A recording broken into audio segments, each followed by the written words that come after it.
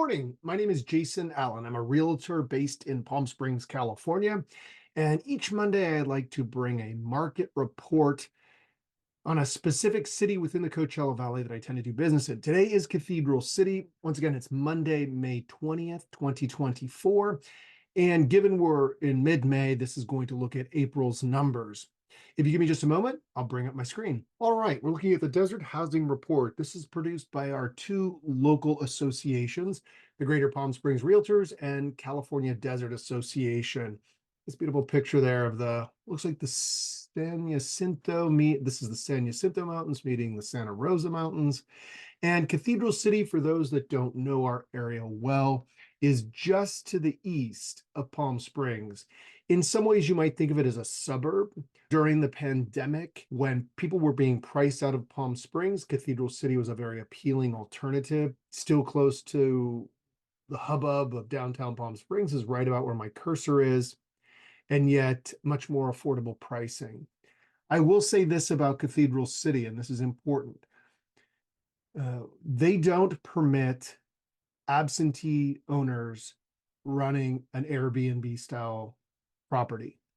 You can have a primary residence with an ADU, accessory dwelling unit. Some places call it a granny flat, some call it an in-law unit, but that secondary space can be rented out. Now, I suppose you could also say, not say, but you could live in the smaller unit and rent out the bigger portion of the house. But conceptually, that's the way the program is run there. So you can have an Airbnb operation. It's just you have to live as a primary residence on the property so that you can control the behavior of your renters. And that's unlike Palm Springs, where you can have an absentee owner never in the property, always renting it according to the city's guidelines. And since we're on the subject, I'll just say Rancho Mirage doesn't allow them. Palm Desert doesn't allow them. Indian Wells doesn't allow them. La Quinta doesn't allow them.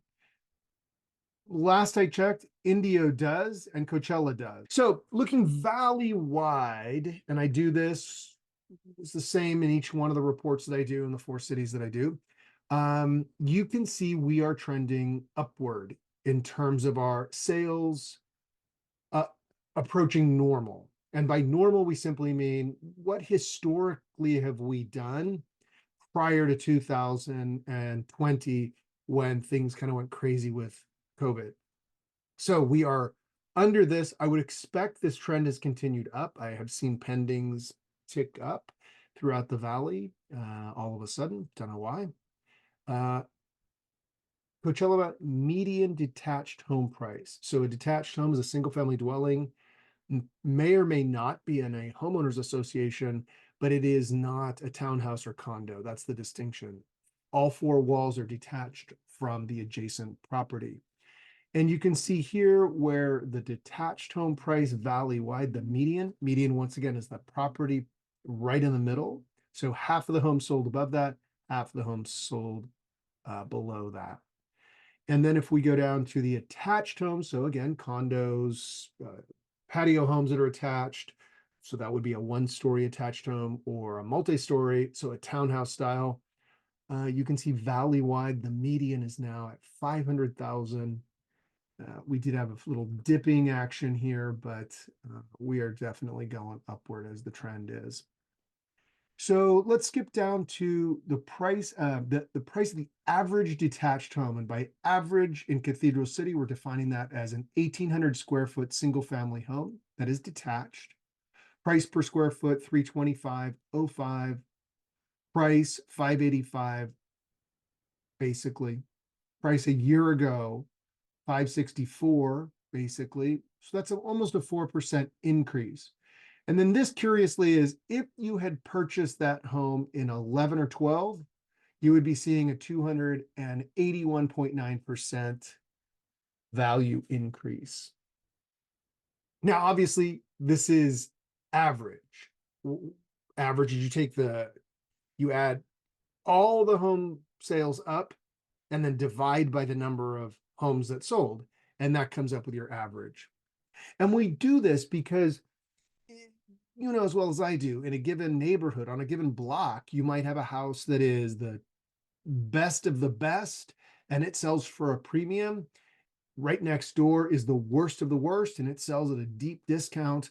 And then the house after that is the average house, but they all may sell at three different price points. So in order to plot a chart like this one or this one, we have to pick something that is consistent. In this case, they use the median. One could use the average.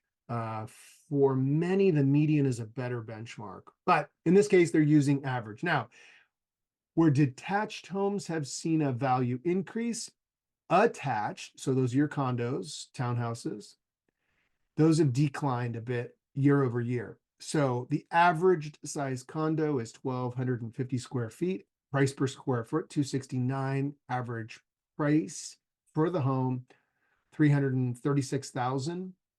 A year ago, that was more like 359.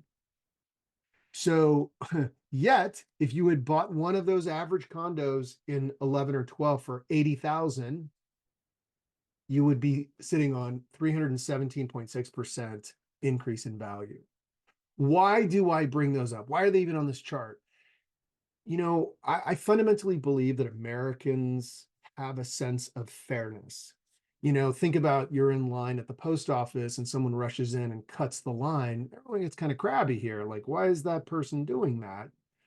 And then we pause a moment and we find out, oh, the postal clerk said, go to your car and get that and come back. Okay, so then now it all feels good again. What changed? Simply your understanding. Often you'll have someone who let's say someone bought their condo 2 years after this and they paid $100,000 for their condo. And so they look at it and they go, oh, gee whiz, my condo value is going down because I didn't sell last year. But wait a minute, the reality is you're still up by 200 and some odd thousand. So I have had conversations with sellers that get very frustrated, like, yeah, but my neighbor sold for 500 and you're telling me my house is only worth 480. And I say, yes, the market has changed. It's declined. Buyers in the marketplace are not seeing that a house is worth 500,000 and therefore paying 500,000. And I say, but wait, you bought your house for 200,000. You still have a significant amount of equity. Now, I'm not telling you should sell, but if your goal is to move across country and be with your grandkids or downsize or upsize, I think you need to get your priorities straight. And if your priorities are that you want that extra 100,000, 20,000, 50,000, whatever it is, I'll support you in that. Call me in a year when you're ready to sell. But at this time, it's important to understand how far you've come. Don't compare yourself to what happened next door 6 months ago, a year ago, 2 years ago. All right, enough of my little lecture there. Sorry. If we skip down to sales by city 3-month average. So if we look at Cathedral City, a year ago, we sold more homes, but only 2 more homes compared to this year where we've sold 41. It was 43 last year. And by the way, this 3-month average is just so that we're not looking at a fluke month when things go way up or way down. So this way, it bakes in a little bit longer period. So the data has a little bit more integrity. And then valley-wide. I love this chart, sales by bracket.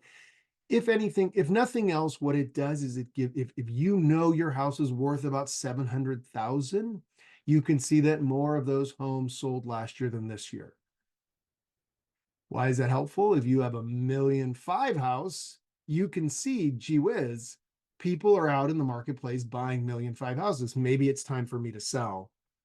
And then we come down to inventory by city. Our inventory across the board is growing. You can see here there's a significant increase in inventory in Cathedral City. However, and I'm going to flip to another chart in a moment, there isn't enough inventory. There isn't so much inventory that buyers have all the time in the world to select a home. What do I mean? A balanced market is 6 months of inventory. And in our market, what was more normal before the pandemic was to have 7, 8, 9. You go to Indian Wells, you had 2 years of inventory. How is inventory determined? We say, how many houses are selling in a month? How many houses do we have? And then we say how we divide that absorption into the number of houses we have, and we come up with our month's inventory. So having said all of that, you can see where Cathedral City is, their inventory has increased. That is a good thing, in my opinion, in a market. It enables a buyer to see multiple houses in their price point, multiple homes in their price point. And then when they select yours, theoretically, they have done it based on qualities, attributes that they very much want. And so they stick with the deal. When you have people that are, have one house to choose from and they're panicking, and then all of a sudden they're making rash decisions that aren't going to necessarily keep the property in contract till the very end. Months of sale by city, Cathedral City has 4 months. Last year it had 3 months. Balanced market is 6. This is still a seller's market. So the days on market for Cathedral City has gone up. Last year it was 27. Now it's 45. What does this mean? This is the average days on market. So again, the people that come up with these charts take all of the houses that are in contract, they add up the number of days, and then divide it by the number of homes that are in contract, and voila, we come up with an average. Does it mean your house is going to be on the market 45 days? No. Does it mean that your house is going to be on the market 120 days? Maybe. What that's going to be predicated on, the value the market sees in the property you're offering. So in other words, you may list a house for 500,000 and all the houses around it, same condition, same principal value, a proposition, are all sold for 550. Well, immediately buyers are going to see this is a house that's about 10% off. I should look at this house. And so you may then still get multiple offers because we know there are buyers swirling in the marketplace. And that house may be in contract within 4 or 5 days. Certainly possible in this market. I keep seeing it. Or your house may be overpriced for the market. And that's where you tick up into something longer than this. And when it's longer than this, you know that something is not right. So that's a conversation you have with your agent beforehand or during. Now, I will say, we call those overpriced listings. I personally do not take overpriced listings anymore. I have had my fair share of them. They're expensive, they're taxing. And why have I done it? I've done it largely because I think there's a possibility that the market will deliver that number. Certainly during the height of COVID, it didn't matter what number you put on a house because people were going to pay more for it. It was a strange, crazy world that we were in. The problem with an overpriced listing, from my opinion, is that I am in the business to service my client and sell property. Some agents will take an overpriced listing because they'll hold multiple open houses in an effort to attract buyers. So they then walk away with more business than they started with when they had no listing. And they may have a strategy of trying to whittle you down in price.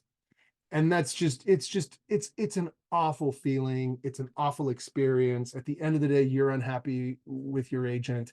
And as I say, early in my career, I did that frequently. And not too long ago, I actually did that, in as much as it was such a unique property. It was very plausible that someone may pay more than the market suggested it was worth. So again, another digression. I apologize. Hope that's helpful. Days on market, you just know that if you're approaching or exceeding the average, there's probably something wrong with the price or the condition of the location of your house. And another digression. Look, the seller gets to set the price based on a recommendation from his or her agent. And agents don't have crystal balls. What we do is we look at what inventory there is, what has sold as a direct comparable property, and we look at whether it's a buyer's market or a seller's market based on inventory. And what the seller has under their control is setting the price, lowering it if necessary, and the property condition. They can't do anything about the location. They bought that house, that home in that spot, and now they have to sell in that spot. So if when you bought the house and you were on a busy street like Farrell, you can't be, and you got a discount because of that, you can't really be surprised when you go to sell it and people are discounting it because it's on Farrell. I mean, unless Farrell suddenly changed and now it's no longer a major thoroughfare or something, but seriously, that happens. I mean, and it could happen, but you should know when you started, when you bought it, that like that location was baked. So you can get to control the condition of the house, and then what price you set, the market gets to determine whether they see value in it or not. And then I, as an agent, I have control over the marketing. And marketing, I never question my marketing because I know it's extensive. All right, let me keep going. I keep digressing. It's been a busy morning so far. Percent home selling over list price, valley-wide, almost 15% are still selling over. Will your house be that one? I don't know. Will you be the buyer that pays 15 or pays over asking price? And this isn't a 15% over asking price. It all depends on the property and the circumstance. But you know, if you have a listing for $999 and someone offers $1 million, that's over asking. Why would you do that? Because maybe your offer has some deficiency in other terms, right? Price is just one of the terms in the agreement. You might have to sell another home or to sell a home in order to buy that. You might you might be doing a zero down payment. Well, that's a little risky for the seller. You may need an extra long escrow. And so you're throwing a bone to the seller to, as a gesture of good faith. Over asking or over list price, over asking price doesn't necessarily mean it's significantly over, but it is over. And a good agent will advise you and tell you, like, do not assume that every seller is desperate to sell. I think motivation and clarity around that is very important. April, average selling discount by price bracket, also very useful. These are averages. We've just talked a lot about paying more than the asking price. On average, you're seeing some discount. Now, as a seller, it's important to understand that you want to build into your price a little bit for someone to concede. I understand that. But it's much better, in my opinion, to, if you know that you're going to concede some, why not come onto the market at a price that appears attractive to the marketplace so that more than one buyer gets involved and you now get to begin negotiating. You may, again, as the seller, be focused on price, but what about timing? Maybe this buyer is willing to close escrow in 15 days, you get all your money, and they're willing to let you stay in the property for 2 weeks. Wow, that makes moving a whole lot easier, doesn't it? Or maybe what you need is to know you have a solid agreement and you have to go find a replacement property, and this buyer is willing to have a 60-day or 90-day escrow. And for the extra 5 or 10,000 that you would hope to get, maybe that's really worth it. That time in the in your home, that knowing that you've got the money before you have to move. So better to let the market carry your property to the appropriate price or the appropriate value than try and overprice it and just assume you're going to have to give some back. Gosh, I'm in a very lectury mood today. I apologize. Let me bring up my other chart.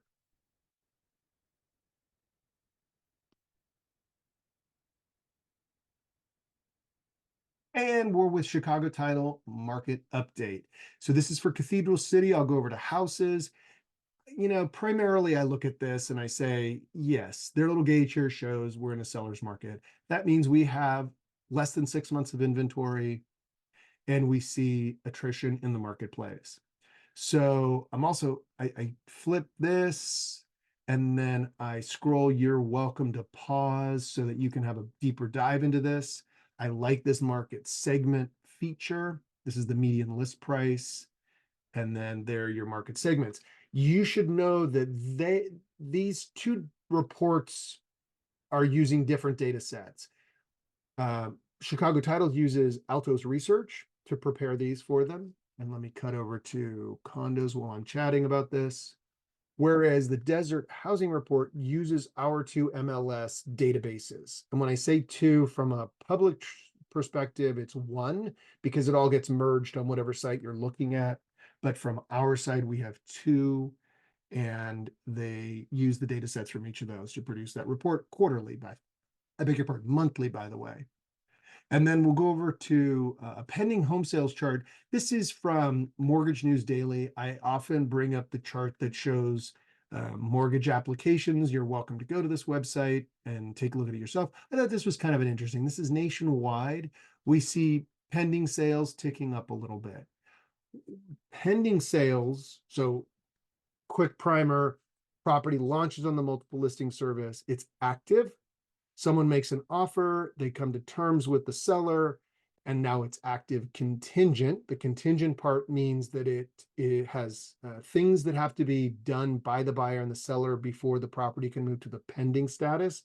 And the active means the property can still be shown, and a buyer can put in what's called a backup offer on that property. Once it goes to pending, pending means that all contingencies have been removed, and barring something like a seller providing a new disclosure, why we want all our disclosures up front, the property's going to close unless the seller or the buyer is willing to lose some or all of their earnest money deposit. So pendings really, 99 out of 100 pendings go to a close.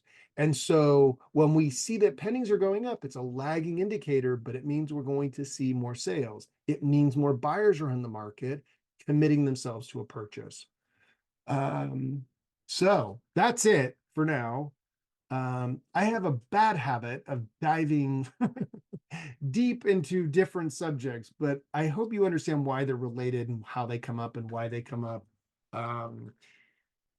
And as always, I'm happy to assist you in your specifics.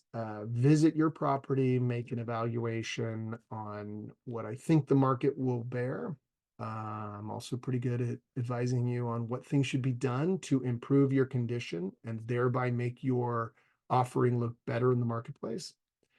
And for buyers, when we're evaluating a property, we're going to talk a lot about what the market is bearing, what the trend of the market is, and how does it achieve what you want to achieve today.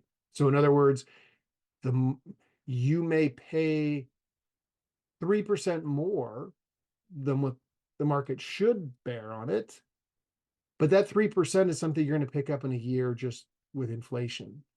And so if it gets you into a house that you've always wanted to get into, if it puts you in a school district that your child really needs to be in, those things are worth that 2, 3, 4, 5% in some cases. So we evaluate all of that. When I say we, I mean me and you. That's all I got. Have a great week, and I will see you next Monday. Bye.